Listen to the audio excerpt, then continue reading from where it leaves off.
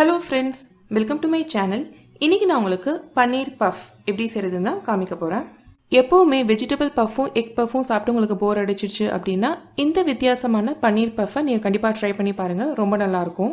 Readymade puff pastry sheets வச்சு convention அவன் பயன்படுத்தி வீட்லயே சுலபமா இந்த பன்னீர் பஃப்பை எப்படி செய்யலாம் அப்படின்றத இந்த வீடியோல இப்ப பார்க்கலாம்.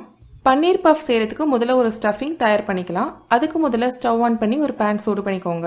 இதுல 1 to 2 டேபிள் ஸ்பூன் அளவுக்கு எண்ணெய் விட்டு சூடு பண்ணிக்கோங்க. எண்ணெய் நல்லா காஞ்சதும் 1/2 டீஸ்பூன் அளவுக்கு சீரகம் சேர்த்துக்கோங்க. சீரகம் நல்லா பொரிஞ்சதும் 2 மீடியம் சைஸ் வெங்காயத்தை நீல வாக்குல நறுக்கி சேர்த்துக்கோங்க. வெங்காயம் சீக்கிரம் வதங்கிறதுக்காக கொஞ்சமா உப்பு சேர்த்து வதக்கிக்கலாம். வெங்காயம் ஓரளவுக்கு வதங்கினதும் இதுல இப்போ ஒரு பச்சை மிளகாவை பொடியை நறுக்கி சேர்த்து வதக்கிக்கோங்க.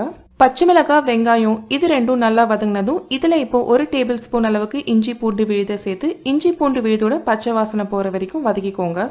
இஞ்சி பூண்டு விழுதோட பச்சை வாசனை போனதும் 1/4 டீஸ்பூன் மஞ்சள் தூள், 1 டீஸ்பூன் மிளகாய் தூள், 1/2 டீஸ்பூன் கரம் மசாலா தூள் சேர்த்து நல்லா வதக்கிக்கோங்க. நம்ம சேர்த்திருக்கிற மசாலாவோட பச்சை வாசனை போனதும் இதுல இப்போ ஒரு மீடியம் சைஸ் தக்காளியை நறுக்கி சேர்த்து வதக்கிக்கோங்க. தக்காளி சீக்கிரம் வதங்கிறதுக்காக நம்ம மூடி போட்டு 2 நிமிஷம் வேக வச்சுக்கலாம். 2 நிமிஷம் அப்புறமா பாத்தீங்கன்னா தக்காளி நல்லா வதங்கி இருக்கு. இதுல இப்போ 1/4 கப் அளவுக்கு நறுக்குன குடைமிளகாயும் 120 கிராம் நறுக்குன பன்னீர் துண்டுகளையும் சேர்த்துக்கலாம். குடைமிளகாய் சேர்க்கறது ஆப்ஷனல் தான், ஆனா குடைமிளகாய் சேர்த்து செஞ்சீங்க அப்படின்னா இந்த பன்னீர் பஃப் ரொம்ப நல்லா இருக்கும். குடைமிளகாயும் பன்னீரையும் நல்ல ஒரு 3 நிமிஷத்துக்கு கலரி விட்டுக்கோங்க. உப்பு சரி பார்த்துக்கோங்க, தேவைப்பட்டதுன்னா உப்பு சேர்த்துக்கோங்க. கடைசியா கொஞ்சமா கொத்தமல்லி தழை மேல தூவி ஒரு தடவை நல்லா கலரி விட்டுட்டு ஸ்டவ் ஆஃப் பண்ணிடுங்க. இப்போ நம்மளோட ஸ்டஃபிங் தயாராயிடுச்சு.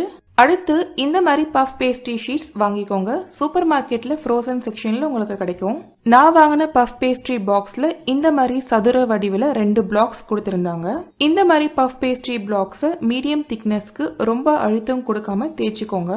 அடுத்து இந்த மாதிரி கத்தி இல்லைன்னா கட்டர் வச்சு ரெக்டாங்கிள் ஷேப்ல கட் பண்ணிக்கோங்க. இந்த மாதிரி கட் பண்ண துண்டுகளை தனியா ஒரு பேக்கிங் ட்ரேல வச்சுக்கோங்க.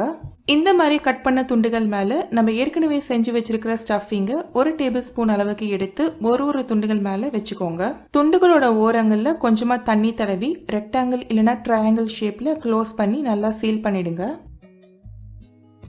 எல்லா துண்டுகளையும் மூடினதுக்கு அப்புறமா இந்த மாதிரி ஃபோர்க் வச்சு ஓரங்கள்ல லேசா அமுக்கி விட்டுக்கோங்க. அப்ப பேக் ஆகுறப்போ ஸ்டஃபிங் வெளியே வராம இருக்கும். அடுத்து பால் இல்லைன்னா முட்டையை பிரஷ்ல தொட்டு இந்த மாதிரி பஃப் மேல தடவி விட்டுக்கோங்க. நான் இன்னைக்கு முட்டை பயன்படுத்தியிருக்கேன். இந்த மாதிரி செய்யறதால நம்மளோட பஃப் மேல நல்லா மொறு மொறுன்னு கோல்டன் ப்ரௌன்ல நமக்கு கிடைக்கும். இந்த மாதிரி எல்லா பஃப் மேலையும் தடவுனதுக்கு அப்புறமா ஏற்கனவே ப்ரீஹீட் பண்ண அவன்ல 400 டிகிரி ஃபாரன்ஹீட்க்கு 20 நிமிஷத்துக்கு பேக் பண்ணி எடுக்கணும். 20 நிமிஷம் அப்புறமா பாத்தீங்கன்னா நம்மளோட சுவையான காரசாரமான பன்னீர் பஃப் தயாராயிடுச்சு. இந்த பன்னீர் பஃப் ரெசிபி உங்களுக்கு கண்டிப்பா பிடிச்சிருக்கும்னு நான் நினைக்கிறேன். கண்டிப்பா ட்ரை பண்ணி பாருங்க. இந்த வீடியோ உங்களுக்கு பிடிச்சிருந்ததுன்னா இந்த வீடியோவை லைக் பண்ணுங்க. இந்த வீடியோ பத்தின உங்களோட கருத்துக்களை கமெண்ட் பண்ணுங்க. அண்ட் மறக்காம என்னோட சேனலுக்கு சப்ஸ்கிரைப் பண்ணுங்க. தேங்க்ஸ் ஃபார் வாட்சிங்.